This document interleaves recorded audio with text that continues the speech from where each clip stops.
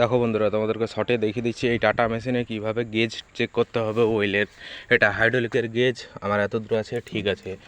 এটা সুইংয়ের গেজ, এটা সুইংয়ের গেজ, সুইংয়ের যে তেল দেখতে হবে। দেখো আমার ঠিক আছে, সুইংয়ের গেজও আমার ঠিক আছে, তেল বরাবর আছে। এটা আমার তেলের গেজ, 1 2 3 জন্য। আর এটা হচ্ছে যে মোবিল দেখার জন্য, মোবিলের গেজ, ইঞ্জিনের মোবিল, মোবিলে আমার ঠিক আছে।